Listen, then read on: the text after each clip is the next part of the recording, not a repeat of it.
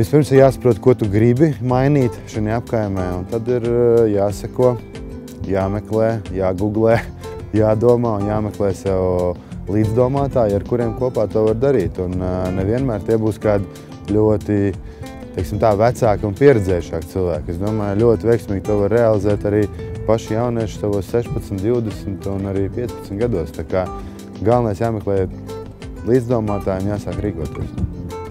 Jo apkaime ir pirms tam bijusi tāda degradētāka un smagāka, jo vieglāk viņa ir celt, jo tad ļoti ātri tu jūti progresu. Šobrīd attīstīt kluso centru būtu ļoti grūti, jo dzīvo ļoti snobiski cilvēki un tā joprojām.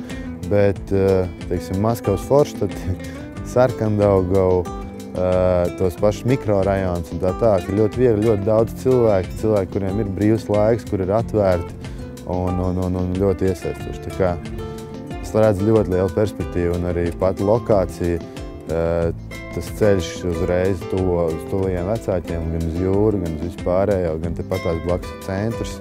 Man liekas, ļoti laba vieta. Ko es gribētu novēlēt katram jaunietim ir sākt apzināties to, ka mēs katrs esam tas, kurš veido šo valsti. Un veido viņu ne tikai fiziski, bet arī savās domās. Tā kā galvenais ir nemīst un spērt pirmos soļus un sākt kaut ko darīt. Un sēdēt stūrī un gausties, tas pats vienkāršākais, ko var darīt. Tā kā jādarbojas tikai. Man pašam ir svešs rajons, lai gan mana omīte ir tieši no Sarkandaugavas, līdz ar to man saknes īstenībā ir tur. Tas jaugums arī tajā visā, es domāju, tieši tas, ka varbūt jauniešiem sākotnēji būs viens plāns, viņi tur grib uztaisīt, es nezinu, tur jauniešu klubu, pieņemsim, vienā vietā. Bet tad izrādīsies, ka tur, viņi droši vien pat nezinu par kaut kādām, iekonservētām telpām, vai es nezinu, vai jebko, ko viņi vienkārši ejot tā kā tur savās gaitās, telefonu rokā, tas tāpat kā arī es nezinu, protams. Tieši tas arī man iezēja, un šos ceļvārdus var teikt tieši no savas pieredzes, pēc ka es zinu, ka tā ir īpaši vecāki gadagāju cilvēkiem, viņiem ir tik daudz ko stāstīt, bet viņiem pašā nav ar ko parunāties. Ar tiem stāstiem, pirmkārt, tas jaunietis, kurš ir ienācis, šajā, pieņemsim, sētā un grib kaut ko tagad labiekārtot, soliņu nokrāsot vienalga, tad viņš noteikti sākumā saskarsies ar pretreakciju, ko tu tagad man te dari. Man te ir labi.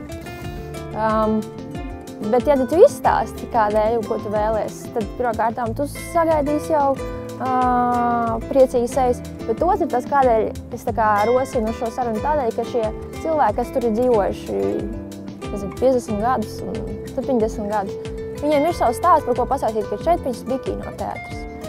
Te mums bija veikals, te mums bija tas, un tādā veidā pirmkārtām jauniešiem uzbur to vidi, kuru viņi nekad nav piedzīvojuši. Bet otram kārtām, varbūt viņas ir kādas idejas. Te bija kinoteātris vai, es nezināju, varbūt tur vēl iekšā kaut kas ir. Un tādā veidā uzzināt vairāk par redzamo, ko tu redzi vienkārši ejot pa ielu. Sarkandaugava man saistās ar kinoteātri Kosmos, kas manā atmiņā ir vislielāk. Es nezinu, vai tiešām tā tas varēja būt, bet tas ir lielākais kinoteātris, kāds ir bijis. Jo viņš izcēlās ar to, ka atšķirībā no pārējiem kinoteātriem viņam nebija balkona. Viņš bija tāds riktīgi, tāds stāvs. Jebkuram rajonam ir visi priekšnoteikumi, lai viņš vienā brīdī kļūtu super stilīgs.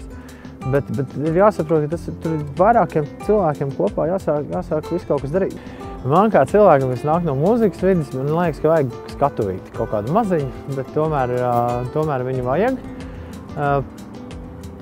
Un nevelti, teiksim, Anglijā, Viktorijas laika parkos visos mēs atradīsim kaut kādus paaugstinājumus, uz kuriem agrāk stāvēja orķestri, vai vienkārši mūsdienās pat var uzkāpt jebkurš cilvēks ar ģitāru, var cilvēks sasēsties apkārt un paklausīties mūziku. Kas dod teorētiski, manuprāt, tā tam vajadzētu būt iespēja, jebkuram uzrīkot koncertu, tam vienkārši ienākot prātā. Tad vesela liela jauniešu grupiņa jau izkaroja, lai arī kāda viņa mums būtu, bet tā velo infrastruktūra, piemēram, iet uz priekšu. Un kādam ir grūti to iespējams iedomāties, bet tad, kad es sāku braukt ar velosipēdu, drīzāk mēģināju braukt ar velosipēdu pa pilsētu, kas bija pirms kādiem 10, 11 gadiem. Es principā tiku uzskatīts jebkurā vietā, lai kur es atrastos par kretīnu, kurš ir izdomājis braukt tur, kur viņam pavisam noteikti nav jābrauc. Tāpēc, jā, man liekas, ka ir drīzāk tā vissvarīgākā lieta, ka ja tev šķiet, ka tu kaut ko vēlies mainīt, ir meklēt domu biedrus. Jo it īpaši runājot par Rīgu, kas ir ļoti, ļoti liela pilsēta, viens noteikti nav cīnītājs tajā brīdī, kad tu vēlies runāt par kaut kādām, vai arī tu vēlies izmēģināt kaut kādas pavisam jaunas lietas. Mēs dzīvojam fantastiskā laikā. Tu paņem vienkārši iebāz roku kabatā, izvelc savu telefonu ārā, un ja tu nesaproti, kur tu esi, tu nospiedz vienu pogu un tev skaidri un gaiši parāda, kurā vietā tu atrodies. Un ir ļoti, ļoti svarīgi to saprast ne tikai raugoties uz kartes, bet arī par to, bet arī šeit, par to kārtīgi padomājot. Un tāpēc es jūs aicinu saprast, ka tā vieta, kur jūs dzīvojat, ir ļoti, ļoti, ļoti svarīga. Un tas, kā viņi izskatīsies un ko citi cilvēki par to domās, ir ļoti atkarīgs arī no jums. Tā kā iesaistieties šajā projektā, to es jums novēlu.